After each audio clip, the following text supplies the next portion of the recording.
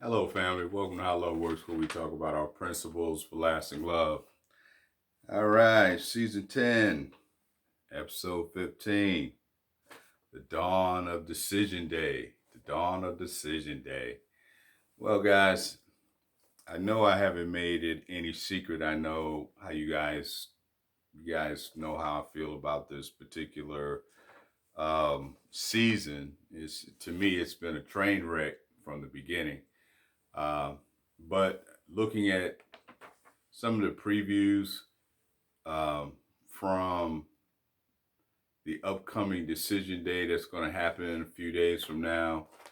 I think that I'm going to get some surprises, but I think at the end of the day, when it's all said and done, I can sit here and I think I can forecast that even if all five of them stayed together, I'm just going to put it out there.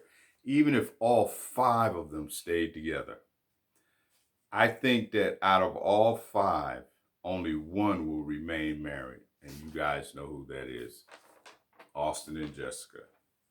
Austin and Jessica. They actually like each other. That's one of the biggest reasons, is because they actually like each other. And they tend to have the patience that's required in order for them to have the long-term commitment necessary. And they also seem to be able to work well as a team. Now they're going to have some adjustments, and they have been adjusting, and they're willing to make those adjustments. But the other four, nah, not even close. I'm going to go over Michael and Mika first of all. Now, initially, um, you know, Michael, he got a little upset because he went to a funeral.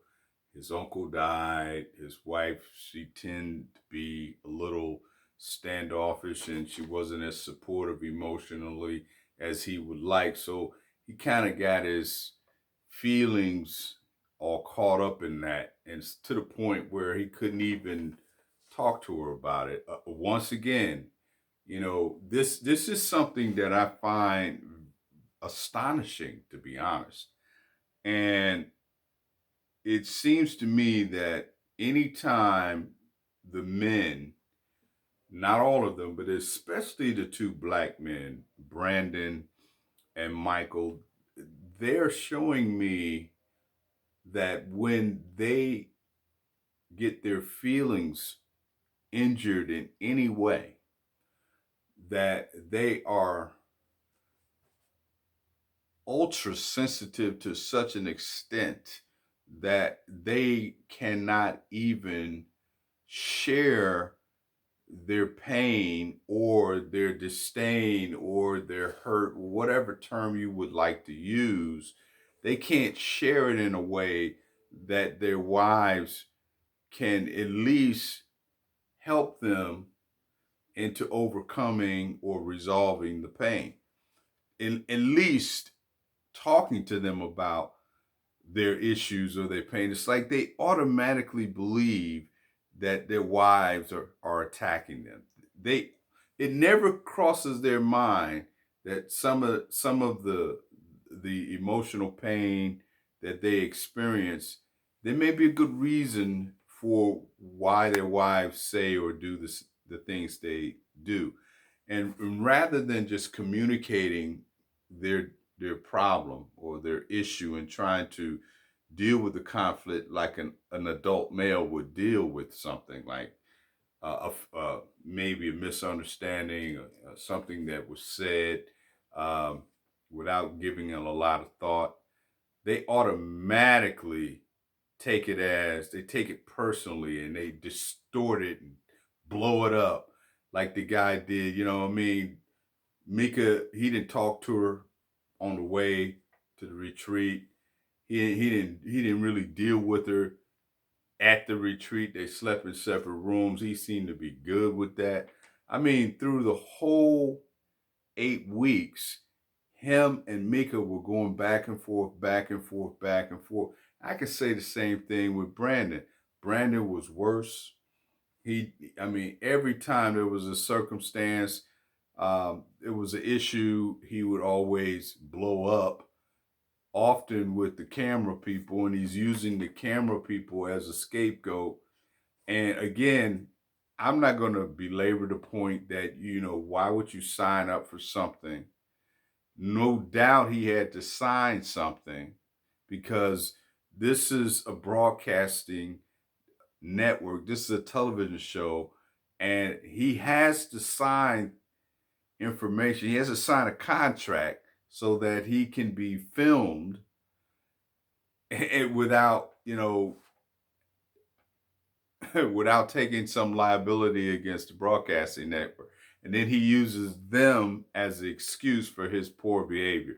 So to me, I think there's a lot of duplicity there, especially like when he had the issue with her, his wife Taylor, and she took him to work, and then she drops him off.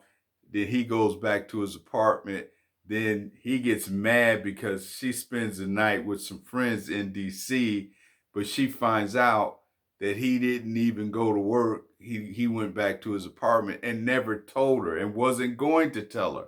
And then he gets mad because she gets mad. Like I said, and then not be accountable for it, which is the same thing that Michael does. Michael quits his job. This is the third job this dude has had. And then he uses the excuse that he's not comfortable with her. I said, well, what do you think marriage is, man? I've said this and I'm going to keep saying this. You think because people think that because they're, when they're single, that, life is great and everything's cool. They get along with everybody. You don't really know yourself until you get married. I'm going to tell you this is how it really works. Most people always think well of themselves. Most people do. And what happens is once you get married, you're really going to find out who you really are. You're going to find out. If you're a woman, you're going to really find out that you may not be the sweetest thing since sliced bread. If you're a man, you're going to find out that you really probably not the best leader in the world. You're going to find out everything that you didn't know about yourself. You thought you were really good with kids. You thought you're going to be a really good husband or a really good wife.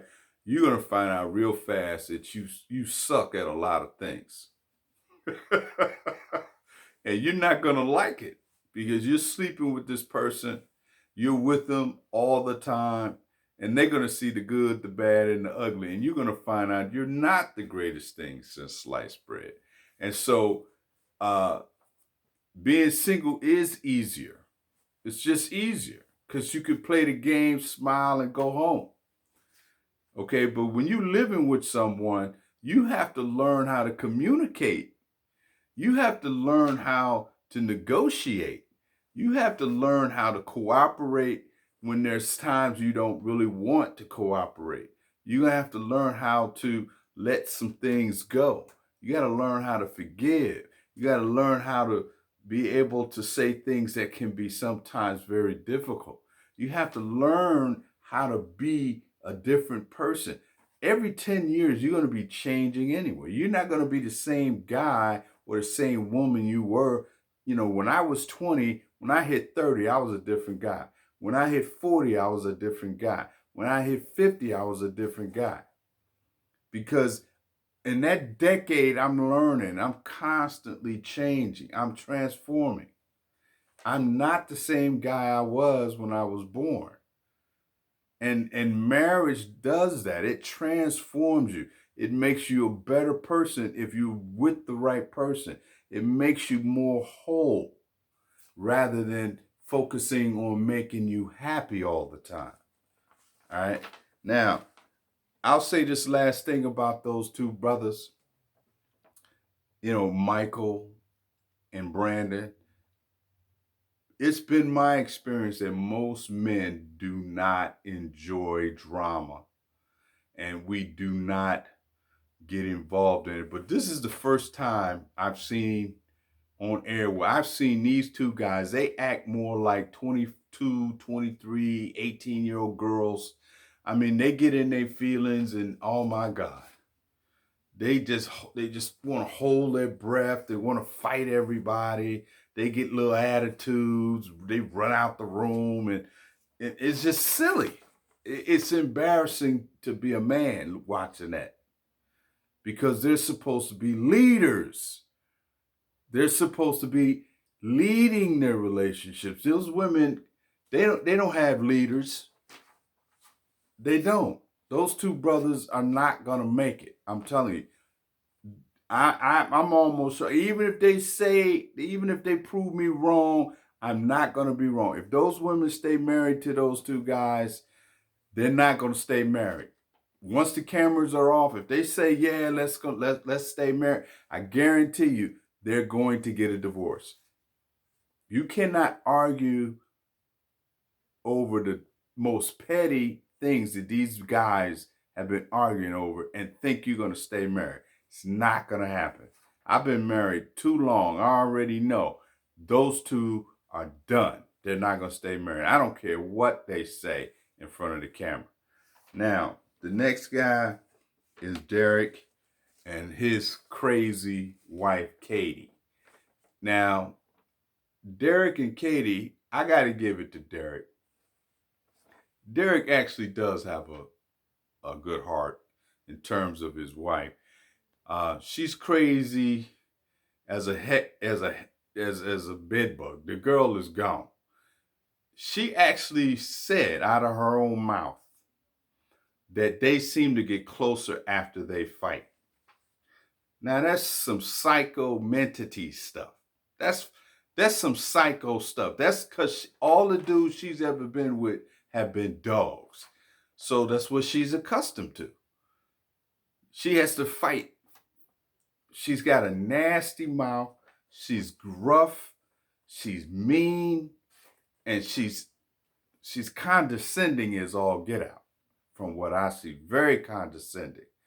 And to my point, when she was talking to her dad, even her dad said, are you this hyped up all the time? This is how you are? You would scare me. Because dad likes the guy. Dad knows he's a good guy. Dad knows all the guys she's been with are like her. Because like attracts like. She's a dog. She's nasty. She's controlling. And all she wants is that romantic puppy dog tails, butterflies, and the little romantic things where everybody lives happily ever after. She don't want a real marriage. She wants to control everything. And every time he's afraid to be himself or say anything, she goes off just like that. She gets offended just like that. You can't be in a relationship with someone like that. You can't be. You know, when, for example, the conversation they had by the lake. He said, let's promise, this is Derek. He said, let's make a promise to one another that we're going to promise to work on our relationship. We're going to be committed to working and keeping this relationship and doing what we got to do. He's saying that he wanted to, even said to her that he hopes that she says yes. He's the first guy since I've watched this show ever said that he wants to stay with her.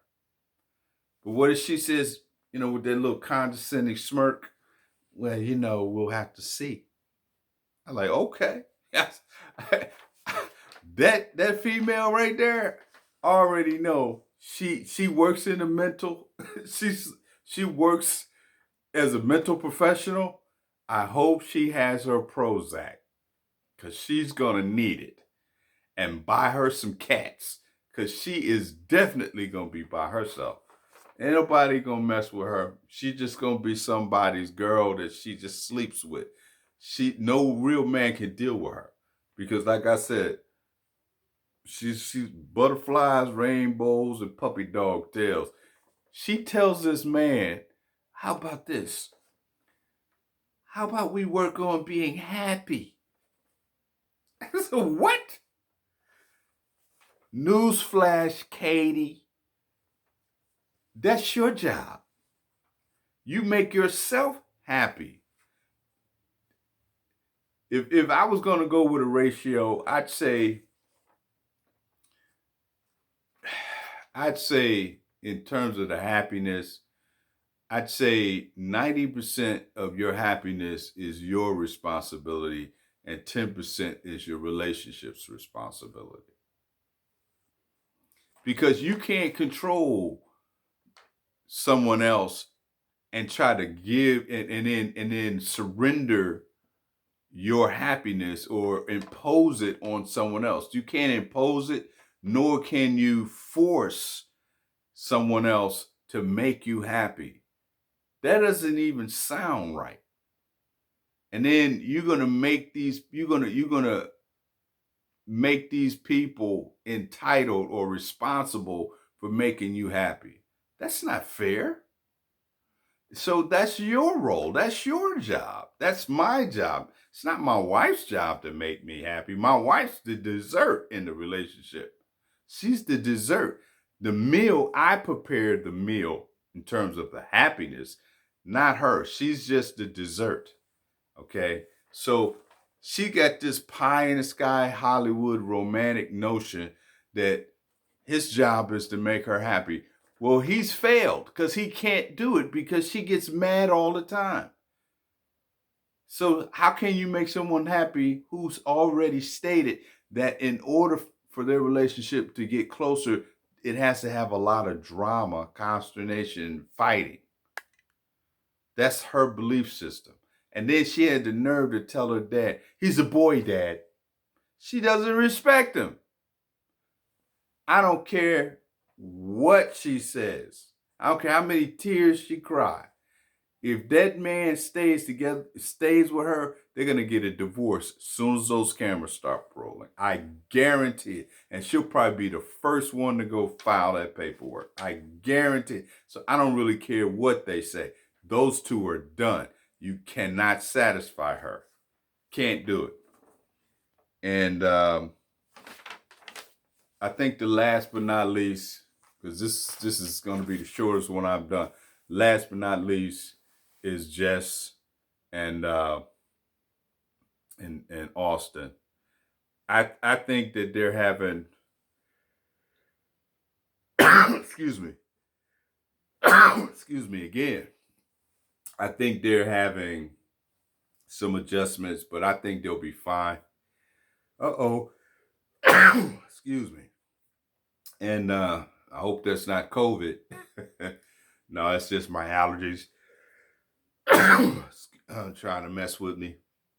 We still got all this pollen everywhere here in Virginia. But anyway, I think they'll be fine. I think they have what it takes, and I think they'll do okay. I think she needs to get past the love thing. He's already told her that, he's already there. I think he does need to tell her why. Eddie did, but she's not really listening. She's too focused on hearing it. But I think things will be all right with those two guys. The rest of them, I don't know. But that's my time. I thank you for yours. Catch you on the other side. God bless.